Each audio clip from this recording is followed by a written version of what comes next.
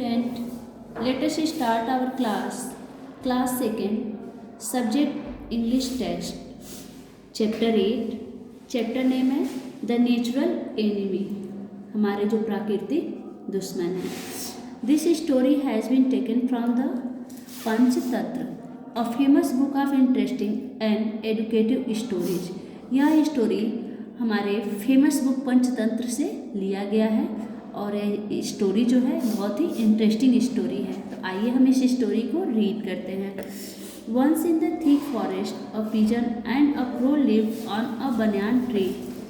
एक फॉरेस्ट में पिजन और क्रो बनियान ट्री में एक साथ रहते थे. The crow had built himself a little nest on a branch while the pigeon lived in a hollow in the tree trunk. Crow अपने लिए लिटिल नेस्ट मतलब छोटा सा एक घोंसला उस ब्रांच पे शाखा पे बना के रहता था और पिजन वहाँ पे एक पेड़ में जो खोखला होता है उसमें रहता था. They were friends and talk to each other in their free time. वे दोनों एक दूसरे के फ्रेंड्स थे और जब वे फ्री टाइम होते थे तो एक दूसरे से बात करते थे. During the harvest time the pigeon flew to the nearest village as food was there in एबोंडेंस.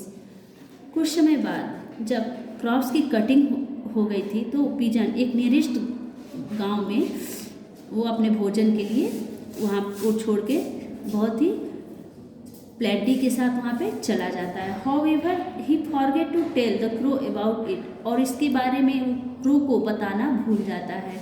He went on to live there for many days while the crow was worried about his well-being. Crow इस बारे में बहुत सोचता है कि वो pigeon कहाँ चला गया और उसके लिए बहुत ही वो चिंतित रहता है कि वो कहाँ चला गया और कहाँ रह रहा है. A few days later, कुछ दिन बाद a rabbit was passing by the banyan tree. Banyan tree के पास एक रैबिट आता है. He saw the hollow and decided to make it his home. और वो होलो को जब देखता है कि खाली है तो वो ये डिसाइड करता है कि हम इसमें अब रहेंगे. As he entered it, the crow said to him, "Listen, friend, this hollow belongs to my friend. Where is he?" asked the rabbit. जब वो डिसाइड करता है कि हम इस होलो में रहेंगे तो वहाँ पे तुरंत क्रो कहता है कि ये मेरे फ्रेंड्स का होलो है, तुम यहाँ पे नहीं रह सकते. तो पूछता है कि वो कहाँ है. तो कहता है कि वो पता नहीं कहाँ चला गया है, अभी उसका कुछ भी पता नहीं है, लेकिन वो उसका घर है. I don't know where he is now. मैं नहीं जानता कि वह कहाँ है. He has not been around here for a few days said the crow. वो कहता है कि मुझे नहीं पता कि वो कहाँ है और वो हो सकता है कि कुछ दिन बाद वो यहाँ पे आए. कौवा ऐसा बोलता है. Well see when he returns said the rabbit. Rabbit कहता है कि पता नहीं वो रिटर्न होगा कि नहीं और कब रिटर्न होगा, तब मैं इसमें ही रहूँगा. After the harvest time the pigeon returned to his hollow. कुछ समय बाद जब हार्वेस्ट का वो ख़त्म हो जाता है तो पिजन वहाँ पे रिटर्न अपने हॉलो के पास आता है. Seeing the rabbit in it he said, this hollow in mine Venkat it just now I live come back. और जब आई हैव कम बैक, जब वो आता है तो फिर देखता है कि उसके हॉलो में रैबिट रहता है. तो रैबिट से पूछता है कि यह मेरा हॉलो है, तुम यहाँ पे क्यों रह रहे हो. बकेट इज जस्ट नाउ, मैं कुछ दिन के लिए यहाँ से गया था और मैं अब आ गया हूँ, तुम इसे छोड़ दो. It can not be yours after such a long absence said the rabbit rudely. Rabbit ने उससे रूडली रिप्लाई में आंसर दिया कि जब इतने समय बाद तुम इसे छोड़ के जा चुके हो तो अब मैं इसमें रहता हूँ, ये मेरा है. Look for some other place for yourself. तुम और कहीं अपना जगह देख लो. No this is mine and I must get it bucket it immediately said the pigeon. वो कहता है कि नहीं, यह मेरा ही है और मैं इमीडिएटली यहाँ से कहीं नहीं जाऊँगा, मैं यहीं रहूँगा. The crow to come there. तब तक वहाँ पे क्रो आता है. What do you say friend. वो पूछता है कि क्या हुआ friend. The rabbit sought his advice. तो रैबिट कहता है कि तुम एडवाइस दो. The crow said to the rabbit, you should vacate the hollow. वो कहता है कि तुम एडवाइस दो कि जब मैं इसमें रह रहा हूँ तो इसे यहाँ से जाना चाहिए. But the rabbit was एडॉम्ड.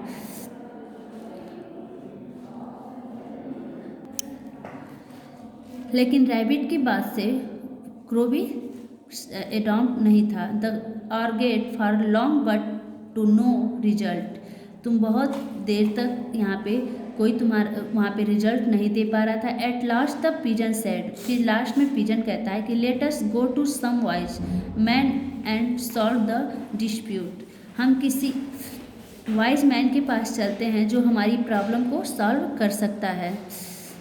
We will do what he decides, और वो अब वही हम लोगों के लिए डिसाइड करेगा। The rabbit said I have seen a cat there. Rabbit कहता है कि यहाँ पे एक कैट है। ही लुक्स सो सैंटली, और वो बहुत ही शांत स्वभाव की है। We can go to him and get justice, हम लोग उसके पास चलते हैं। द क्रो वार्नेड, क्रो उन लोगों को वार्न करता है कि you must not go to him, तुम लोग वहाँ पे मत जाओ। He is your natural enemy, वह हम तुम लोगों की नेचुरल एनिमी मतलब दुश्मन है। द रैबिट सेड, रैबिट कहता है कि वी विल कीप डिस्टेंस, हम लोग उससे दूरी बना के बात करेंगे। This was how the rabbit and the pigeon come before the cat. वे दोनों वहाँ पे रैबिट एंड पिजन उसके पास जाते हैं, कैट के पास। The rabbit pleaded before the it sir he claims that my hollow is his. Rabbit कहता है कि रिक्वेस्ट करता है कि हम कैट से रिक्वेस्ट करता है कि हम एक हॉलो में रहते थे और ये क्लेम लगा रहे हैं कि हम उसे छोड़ दें। ही कैट सैड, फिर कैट कहता है कि you see I have grown weak and old, तुम लोग देख रहे हो कि मैं बहुत ही ओल्ड और वीक हो गया हूँ। I want to do good in this world but I can not listen to you properly, please come near me. वो कहता है कि मैं बहुत ही वीक एंड कमज़ोर हो गया, वीक और ओल्ड हो गया हूँ और मुझे कुछ भी सुनाई नहीं दे रहा है, तुम लोग मेरे और पास आके बोलो। The rabbit and the pigeon come a little near but they still maintain a safe distance. Rabbit और पिजन फिर थोड़ा सा आगे बढ़ते हैं और अपने आप को डिस्टेंस में, अपने सेफ के लिए डिस्टेंस बनाए रखते हैं। कम नियर मी माई चिल्ड्रेन, वे कहता है कि और नज़दीक आओ मेरे बच्चों। सैड द कैट, कैट ऐसा कहता है। I can not hear you, मैं तुम लोगों को सुन नहीं सकता। Come near me and tell your case, तुम लोग मेरे पास आओ और मुझसे डरो नहीं। We are afraid that you can eat us up said the pigeon, वे कहता है कि तुम लोग मुझसे डरो नहीं और मैं अब शाकाहारी हो गया हूँ, मैं तुम लोग को मार नहीं सकता, तुम लोग मेरे पास आ सकते हो। Never be afraid of this old cat, मैं तुम लोग को कभी मार नहीं सकता और मैं ओल्ड भी हो गया हूँ। सेड द कैट, कैट ने ऐसा कहा। I have given up hunting and I am a vegetarian, मैं अब शिकार नहीं करता हूँ और मैं वेजिटेरियन हो गया हूँ।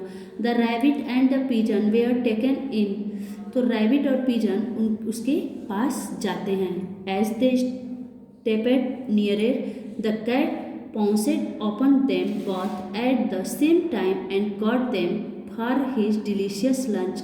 और जो वे पिजन और रैबिट उनके पास जाते हैं और उनके नज़दीक जाते हैं तो दोनों पे एक साथ क्या करता है, पंच करता है, मतलब झपटता है, जंप कर लेता है और अटैक करता है, दोनों को एक साथ जंप करके और पकड़ लेता है और क्या करता है, डिलीशियस लंच में अपना लंच को अपने डिलीशियस बना लेता है। तो ये स्टोरी थी cat, pigeon, rabbit and crow की।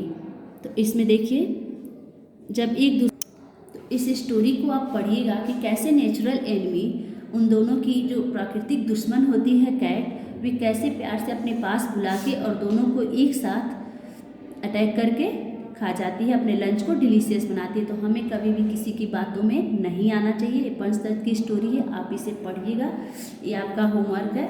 2 टाइम्स इसे रीड करिएगा, बहुत अच्छी स्टोरी है। आपकी क्लास ओवर होती है। Thank you.